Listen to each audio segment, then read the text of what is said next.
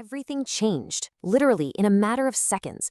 Sometimes the entire landscape of the National Football League doesn't shift because of some massive blockbuster trade right at the deadline. Sometimes it shifts with a whisper, a quiet rumor that just grows and grows until it becomes an absolute roar. Welcome to NFL Nexus. I am your host, and today we are taking an unprecedented cinematic deep dive into the Los Angeles Rams offseason. And let me tell you, we are going to break down a franchise that is quietly, methodically, almost surgically assembling a team that could literally break the league right under the noses of everyone else. We're going to look at the raw numbers, we're going to dive into the intricate contract details, we're even going to break down the training camp schedule, because we need to understand the reality of what is currently brewing in Los Angeles right now. The storm is forming, guys. The pressure in the atmosphere is already dropping. Okay, let's dive into this. Where else would Aaron Donald be more wanted? Just let the reality of that question wash over you for a second. Think about the NFC West. Think about every single offensive coordinator in the league who was just trying to get a good night's sleep tonight. This isn't just some wild hypothetical question posed by a random fan on a message board. No. This is a question that is actively being whispered in league circles. It's echoing through the halls of front offices all the way from Seattle to San Francisco. Imagine being an opposing quarterback right now, right? You thought the Batman was gone. You really thought the nightmare was over when he hung up his cleats and retired in June of 2024. You breathed a sigh of relief. But this single question, it changes the entire geometry of the modern NFL. The sleeping giant awakens. Let's just provide the quick, absolutely necessary context here so we can all understand the massive scale of what is actually happening. The Los Angeles Rams have already pulled off one of the most staggering, jaw-dropping moves in recent league memory. Myles Garrett, the reigning Defensive Player of the Year. He is now a Los Angeles Ram. He is in the building. He is wearing the horns. And now, the 35-year-old retired legend, the three-time Defensive Player of the Year, Aaron Donald himself, is officially contemplating a return to the gridiron. To join forces with him? Just picture that defensive line for a moment. Close your eyes and visualize the sheer physics of trying to block that.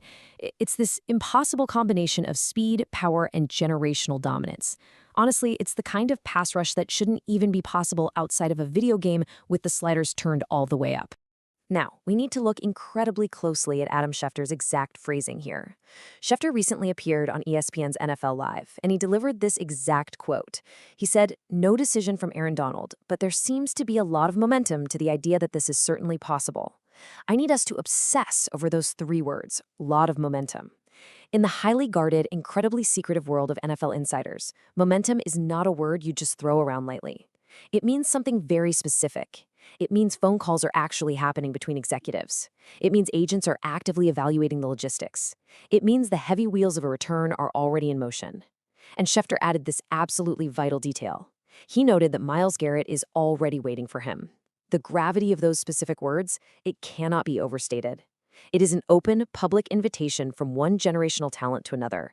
It creates this massive gravitational pull that might just be way too strong for Donald to resist. Let's just slowly and methodically walk through these exact career statistics, because we need to treat each number like a historical artifact. These numbers prove exactly why Donald's return would completely alter the balance of power in football. 154 games played, that is a full decade of sustained, terrifying dominance. 111 total sacks, and please keep in mind, this production comes from the interior defensive line.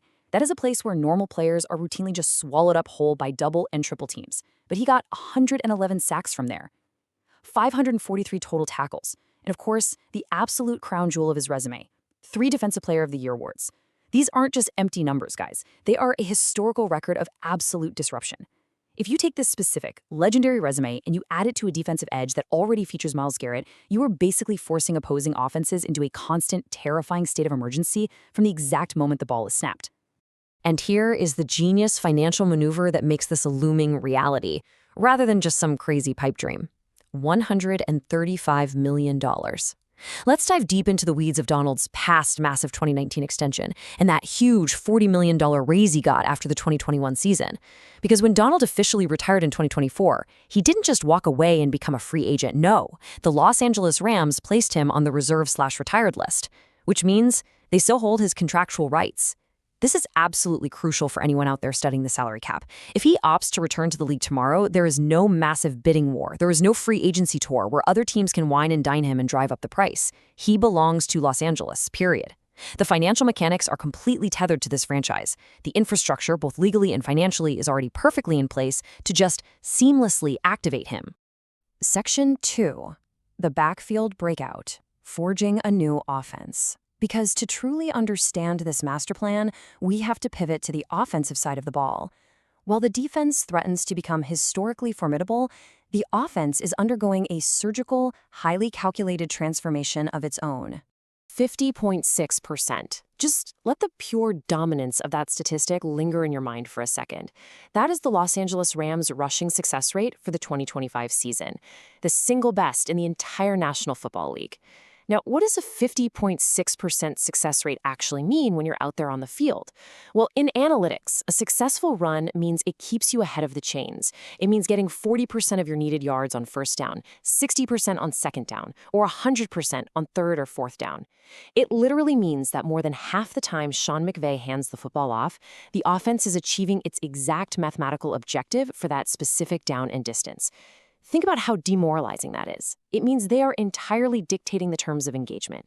They are controlling the clock, they are keeping the opposing offense on the bench, and they are just suffocating opposing defenses with unrelenting mathematical consistency. Now think about the exact split in how they distribute those carries. You've got Kyren Williams handling 55.1% of the load and Blake Corum taking 31.2%. For years, right? For years, we have known Sean McVay's offense to rely on a traditional 70% bell cow back. He's always been a guy who runs one primary running back until the wheels literally fall off. But this new split illustrates a fundamental ground-up philosophical shift in Los Angeles. The Rams are completely moving away from running one man into the ground. Instead, they are forging this hyper-lethal two-headed monster. They learned a harsh lesson last season. The optimal answer wasn't just Kyren Williams all the time, and it wasn't just Blake Corum. The answer was weaponizing both of them. It's about keeping opposing linebackers completely exhausted and keeping the defense entirely off balance for 4 straight quarters. So let's look at the granular, microscopic detail of Blake Corum's Year 2 explosion. We actually need to spend some serious time dissecting these metrics because this right here, this fundamentally alters the physics of the Rams' offense going into 2026. 145 total carries that turned into 746 rushing yards and 6 rushing touchdowns. That's solid, right? But look closer. Look at the 5.1 yards per carry. In the modern NFL, where defenses are faster than ever, averaging over 5 yards a clip while still taking on a very significant workload, that is elite. That is top-tier efficiency. But the real standout metric, the one that should absolutely terrify defensive coordinators, is that Corum ranked first in the entire NFL in EPA per rush among running backs with at least 100 carries. EPA, expected points added. What does that actually mean? It means that every single time Sean McVay handed the football to Blake Corum, the Rams were mathematically increasing their chances of scoring points at a rate higher than any other running back in the sport. He wasn't just racking up empty yards in garbage time when the game was already decided. He was generating highly valuable, incredibly efficient yardage that actually moved the needle on the scoreboard when it mattered most. Add to that the fact that he ranked 5th in the NFL in explosive run rate. Think about this combination. You have Kyren Williams absolutely wearing down a defense with his brutal, physical, punishing style. And then, just when the defense is gasping for air, you bring in a fresh Blake Corum who's shifting, creating angles, and exploding for massive gains. It's basically impossible to properly scheme against. So what is the ultimate point of all this? The absolutely crucial point here is how this incredible ground game efficiency trickles all the way up to the most important position on the entire field, the quarterback. This is the 3-step master plan for saving Matthew Stafford. Step 1, establish an elite outside run threat with Corum's speed. Make the defense respect the edges. Step 2, reduce the veteran quarterback's total dropbacks. If you are running the ball with a 50.6% success rate, Stafford doesn't have to drop back 40 times a game. He doesn't have to stand in the pocket and expose himself to brutal, car crash-level hits from opposing edge rushers. And step 3, extend Stafford's championship window. By utilizing Corum's incredible shiftiness and overall efficiency, the direct preservation of Matthew Stafford's twilight years is guaranteed.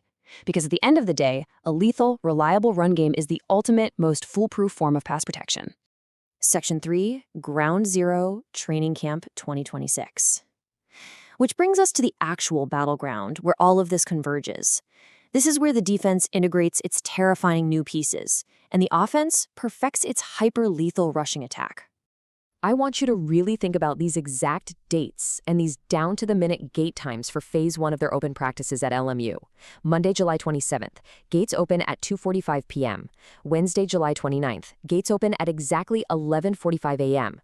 Saturday, August 1st at 2:45 p.m. and Sunday, August 2nd at 10:15 a.m. Why do these exact times matter? Because every single rep, every single isolated drill on that field during these highly specific windows, it is all about forging a championship roster. The absolute precision of this schedule, literally down to the 5-minute marks, it perfectly mirrors the exact highly detailed preparation that Sean McVay demands from his entire organization. They are acclimatizing to the intense Los Angeles summer heat, and the moment those gates open at 11:45 a.m. on Wednesday, that is the exact minute a brand new era begins. And the countdown just continues into Phase 2. Monday, August 3rd, gates at 11:45 a.m. Wednesday, August 5th, gates at 3 p.m. Thursday, August 6th, gates at 3 p.m. again. We are agonizing over these logistical minutiae because these dates deeply matter. These are the final 3 days of ticketed access. These are the absolute final moments the public will get to see this team operate in total isolation. This period of having an isolated, highly controlled environment is absolutely crucial. It's when they install their most complex new defensive fronts and their secret offensive packages, right before they pack up their bags and move on to the next, much more chaotic phase of their preparation. And the contrast happening at these camps is almost surreal when you really think about it. Consider the Fan Zone War Room. You've got this cool 3D horn installation they brought all the way in from the Venice skate park. You have a mini football field. You've got youth flag football clinics running, academy registrations happening, and daily raffles for headphones and autographed jerseys. I mean, it sounds totally innocent, right? It sounds like a really lovely, relaxed summer afternoon for the family. But picture these seemingly innocent fan events in your mind as the actual backdrop to the intense, franchise-altering, physically grueling war that is happening just yards away. While little kids are out there running fun combine drills, Myles Garrett is literally destroying blocking sleds with his bare hands, and Blake Corum is meticulously perfecting the exact cuts that are going to absolutely tear apart NFL defenses come September. It's a crazy juxtaposition. Because make no mistake, the consequences of this specific camp are massive. You have to compare the LMU campus intra-squad battles to what comes immediately after. The Rams absolutely must forge their core identity, their raw toughness, and their absolute dominance in these isolated July and August sessions. Why? Because right after this, they have to travel for joint practices against the Dallas Cowboys and the New Orleans Saints. And in the modern NFL, joint practices are the real litmus test. You can't hide anymore. They must be a fully integrated, completely dominant force before they unleash their new defensive line and their hyper-efficient rushing attack in those joint sessions. The Dallas and New Orleans practices, those are going to be the very first true indicators of whether this impending storm is as completely overwhelming in reality as it currently is on paper. So what is the ultimate takeaway here? What does this all mean for the rest of the league? The storm is no longer approaching, it is already here. The sheer, unprecedented combination of an Aaron Donald return, pairing up with a prime Myles Garrett, combined with a hyper-efficient, defense-breaking breakout from a young Blake Corum and a perfectly preserved veteran Matthew Stafford, it makes Los Angeles arguably the most dangerous team in football right now. The pieces are officially on the board, the gates are about to open, the rest of the league is officially on notice. The only real question left is, can anyone actually stop them? All right, before we sign off today, I want to take a brief moment. If you enjoyed this deep, cinematic dive into the Rams offseason, please support NFL Nexus. We completely rely on the focused learners out there who really appreciate this level of deep dive, intense football analysis. Make sure to subscribe to the channel so you never ever miss an explainer. Hit that like button on this explainer to really help us out in the algorithm. Comment down below on what you thought. Do you honestly think Aaron Donald actually returns to play alongside Garrett? Let me know your theories. And finally, if you want to take your support a step further, please become a channel member today to help us keep producing these incredibly in-depth breakdowns. Thank you so much for tuning in, and whatever you do, keep your eyes on Los Angeles.